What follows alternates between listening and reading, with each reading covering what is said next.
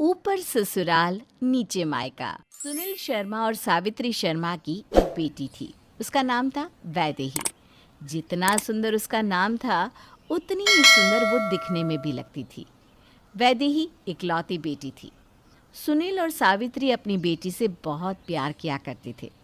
वैदेही की शादी की उम्र हो चली थी और सुनील और सावित्री अब अपनी बेटी के लिए एक अच्छे लड़के की तलाश में थे, जिसके साथ वो अपनी बेटी। लेकिन इकलौती बेटी होने के कारण सुनील और सावित्री अपनी बेटी को कुछ ज़्यादा ही प्यार करते थे और वो बस ये सोचकर परेशान रहा करते थे कि अगर वैदेही शादी होकर चली गई तो वो दोनों उसके बिना कैसे रहेंगे। सुनील शर्मा का मकान 2 मंजिला था। ग्राउंड फ्लोर पर वो खुद रहा करते थे और ऊपर वाला फ्लोर खाली पड़ा हुआ था। एक दिन सुबह के वक्त किसी ने उनके घर की घंटी बजाई और वैदेही ने घर का दरवाज़ा खोला। सामने एक बहुत ही हैंडसम दिखने वाला लड़का खड़ा हुआ था, जिसका नाम था करण। जी, मुझे किसी ने बताया था कि आप अपने घर का ऊपर वाला फ्लोर किराए पर देना चाहते हैं। मैं पापा से पूछकर आपको बताती हूँ। इतनी देर में सुनील शर्मा बाहर निकल कर आते हैं। क्या हुआ बेटा? अंकल, हम लोग इस शहर में नए जॉब लगी है यहाँ पर, और मेरे मम्मी पापा भी मेरे साथ ही रहते हैं। हमें किराए पर मकान चाहिए था। किसने कहा कि आपके घर का फर्स्ट फ्लोर खाली पड़ा है। अरे लेकिन बेटा, हमारा तो घर किराए पर देने का कोई इरादा नहीं है। अरे दे दीजिए ना, जब वैदेही की शादी हो जाएगी हम अकेले रह जाएंगे। कम से कम इसी बहाने कोई तो रहेगा और हमारा मन लगा रहेगा। आंटी जी बिल्कुल ठीक कहती हैं। अब देखिए ना, आपकी बेटी शादी होकर ससुराल जाएगी तो मैं आपका मन लगा दूंगा। अरे तुम तो बहुत अच्छी बातें करते हो। एक काम करो, तुम अपने मम्मी पापा को लेकर कल ही ऊपर शिफ्ट हो जाओ। मैं घर की साफ़ सफाई करवा देती हूँ। नहीं नहीं आंटी, आपको साफ सफाई करवाने की कोई ज़रूरत नहीं है। मैं हूँ ना, मैं सब कर लूँगा। और अगर आपको भी किसी काम की ज़रूरत हो तो मुझे बता देना। अगले ही दिन करण अपनी माँ उर्मिला और पापा शंकर के साथ शर्मा जी के घर में शिफ्ट हो जाता है। करण का नेचर बहुत अच्छा था। वो हर वक्त मुस्कुराता रहता। वो सावित्री शर्मा को काफ़ी अच्छा लगने लगा था। करण और उसके परिवार को रहते हुए अब कुछ दिन बीत चुके थे। एक दिन शाम के वक्त जब सावित्री शर्मा जी के साथ बैठकर चाय पी रही थी तो उन्होंने अपने दिल की बात शर्मा जी से कह डाली। अच्छा लड़का है ना? हाँ, आजकल के ज़माने में ऐसे भले लड़के मिलते ही कहाँ हैं जो अपने माँ बाप का इतना ख्याल रखें। अरे कई बार तो खाना भी बना कर खिलाता है वो भाई साहब और भाभी जी को। मैंने तो कितनी बार देखा है, जिस दिन मेड नहीं आती ना, सफाई भी खुद अपने हाथ से करता है। हमारी बेटी वैदेही के लिए भी कोई ऐसा ही लड़का मिलता तो उसकी ज़िंदगी कितने अच्छे से गुजर जाती। हमारी बेटी इतने लाड़ प्यार से पली बड़ी है, मुझे तो उसकी बड़ी चिंता होती है। लेकिन आजकल इतने अच्छे लड़के मिलते कहाँ हैं? कमाल करते हैं आप भी। अरे लड़का हमारे घर में है और आप कह रहे हैं कि लड़के नहीं मिलते। कैसी बात कर रही हो? वो तो हमारा किराएदार है। ये तो और भी अच्छी बात है ना, हमारी बेटी हमसे दूर नहीं जाएगी। लेकिन वैदेही को करण पसंद भी है या नहीं? वो आप मुझ पर छोड़ दीजिए। अगले दिन सुबह के वक्त, वैदेही बेटा, ये मैंने करण के लिए खीर बनाई है, ज़रा जाकर ऊपर उसे दे कर तो आना। मम्मी, मुझे ऑफिस के लिए देर हो रही है, आप देकर आ जाइए ना। अच्छा ठीक है, तू जा, मैं खुद ही खीर देकर आती हूँ। सावित्री करण के घर पर खीर लेकर जाती है। अरे आइए आइए बहन जी, बैठिए बैठिए। कैसे आना हुआ? ये खीर लेकर आई थी। मकान मालिक होकर भी हमारा कितना ख्याल रखते हैं। क्या भाई साहब, आप भी। वैसे आप लोगों का करण की शादी का कोई इरादा नहीं है क्या? मेरा मतलब कब करने का सोच रहे हैं?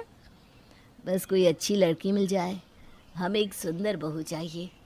एक ऐसी लड़की जो घर में अच्छे से एडजस्ट कर ले, बस और क्या चाहिए? बहन जी, मैं ये कह रही थी कि हम भी अपनी वैदेही के लिए एक अच्छा लड़का ढूंढ रहे थे।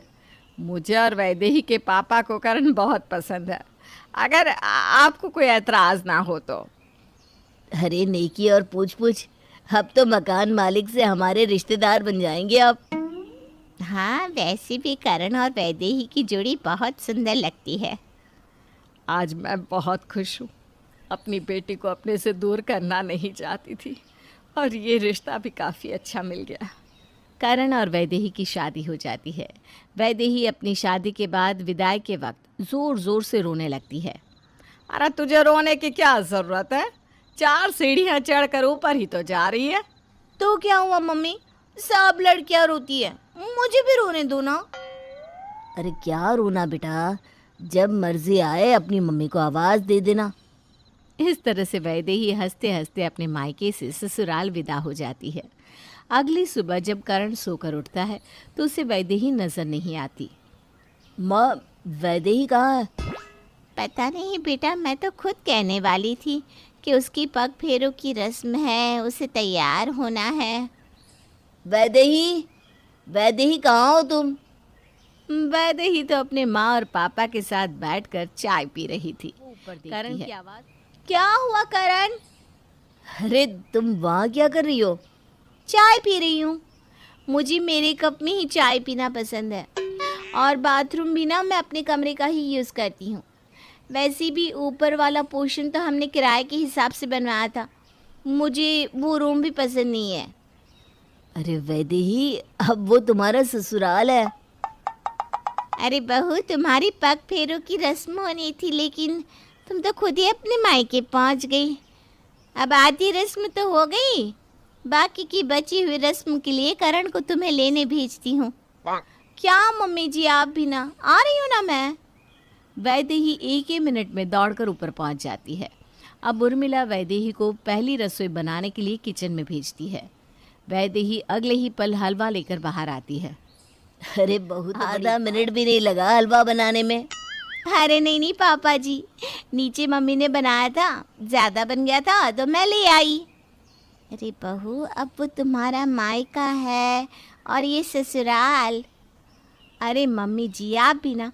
अच्छा वो सब छोड़िए, पापा कह रहे थे कि इस महीने का किराया नहीं दिया आपने, तो वो दे देना ज़रा। ये तुम कैसी बात कर रही हो वैदेही? क्या अब भी तुम्हारे पापा हम लोगों से किराया लेंगे? अरे हाँ, बिल्कुल लेंगे। आखिरकार आप है तो उनकी किराएदार ही ना, किराया क्यों नहीं लेंगे? अरे बहू, अब तो हम रिश्तेदार बन गए हैं और ये उनकी बेटी का ससुराल है।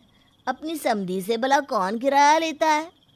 नहीं नहीं नहीं पापा जी, मेरे पापा ना हिसाब किताब के बड़े पक्के हैं।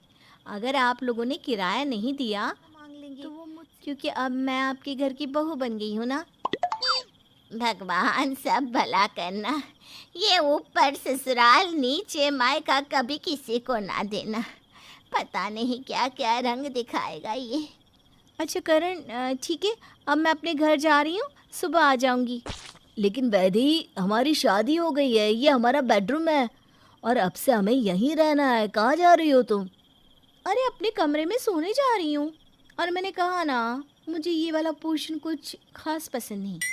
जब पापा बनवा रहे थे तब भी मैंने उनसे कहा था, लेकिन उन्होंने कहा किराएदारों के लिए बनवाया है।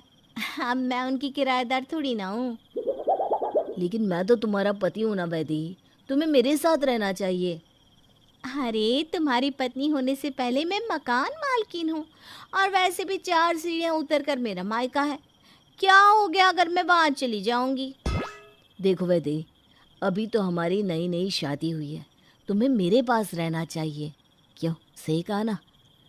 इससे पहले कि वैदेही करण के सवाल का कोई जवाब देती, नीचे से सावित्री के जोर जोर से वैदेही को आवाज देकर बुलाने की आवाज आने लगी। वैदेही बेटा, अरे कहाँ गई? जल्दी आना बेटा, देख वो बाहर का दरवाजे का ताला लगा दे।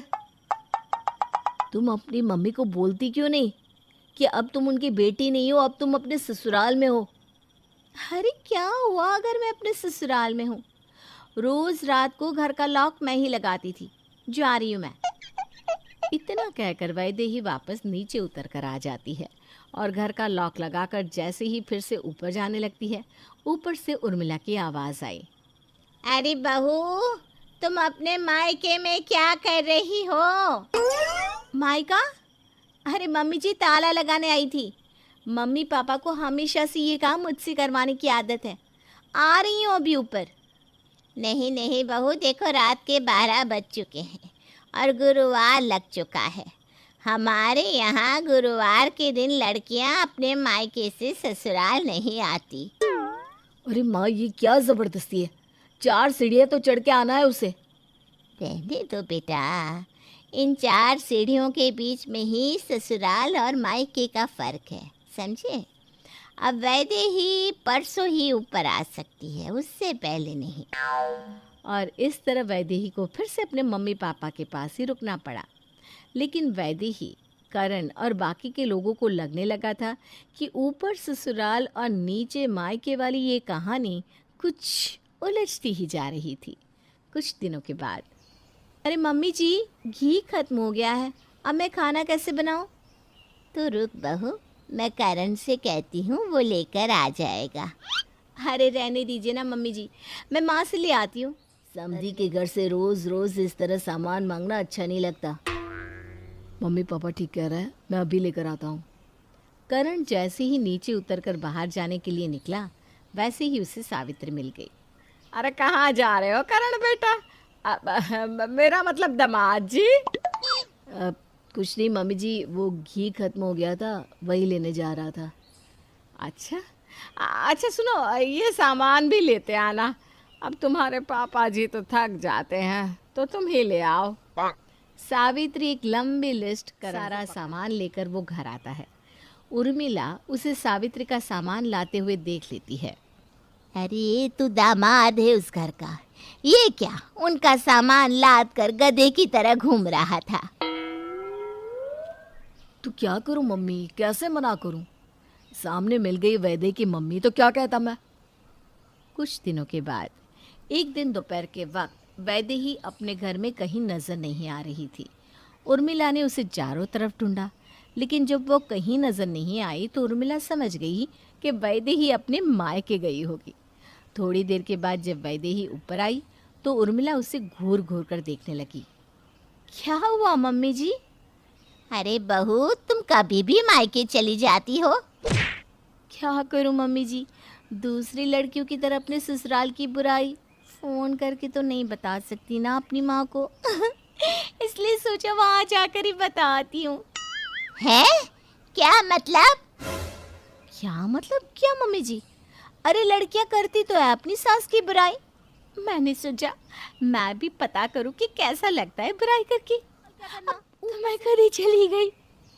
भगवान भला करे, जाने क्या क्या होना बाकी है। कुछ दिनों के बाद वैदेही की प्रेगनेंसी की खबर आती है। वैदेही, अब तुम्हें अपनी हेल्थ का ध्यान रखना होगा। वो करण मेरी सहेली है ना, वो अपनी डिलीवरी के लिए अपने मायके गई थी, तो क्या मैं भी जा सकती हूँ? अरे वैदेही, तुम्हारा मायका दूसरे शहर तो दूर, दूसरे घर में भी नहीं है। तुम वहाँ रहो या यहाँ रहो, क्या फ़र्क पड़ता है? नहीं नहीं नहीं नहीं, अब मैं अपने मायके में ही डिलीवरी करवाऊँगी। मैं अपने 7वें महीने में जाऊँगी और फिर बच्चे की 3 महीने का होने पर वापस आऊँगी। ठीक है बहू, जैसी तुम्हारी मर्जी। ठीक है, मैं तुमसे मिलने आ जाऊँगा। मैं तो आ सकता हूँ ना? हाँ, लेकिन महीने में एक बार। मेरी सहेली का पति भी उसे कभी कभी मिलने आता था। लेकिन एक ही घर में रहकर 1 महीने तक ना मिलने की ये क्या जिद है बेटा? अरे पापा जी, एक ही घर में है तो क्या हुआ? मायका ना, रोज रोज करण का आना अच्छा नहीं लगता। ठीक है बहू, जैसा तुम्हें ठीक लगे। इस तरह से 7वां महीना लगते ही वैदेही अपने मायके चली जाती है और करण एक घर में रहते हुए भी वैदेही से नहीं मिल सकता था, क्योंकि वैदेही ने उसे ऐसा करने से मना किया था। देखते ही देखते दोनों का बच्चा भी आ गया। अब इस ऊपर से नीचे के खेल से करण परेशान हो गया था। एक दिन वो सुनील जी से मिलने पहुंचा। नमस्ते अंकल जी। अरे बेटा, अंकल जी क्यों बोल रहे हो? पापा जी बोलो ना।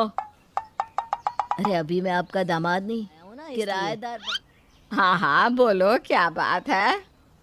वो क्या ना आंटी जी, हम घर खाली करना चाहते हैं। तभी वहाँ पर वैदेही आ जाती है।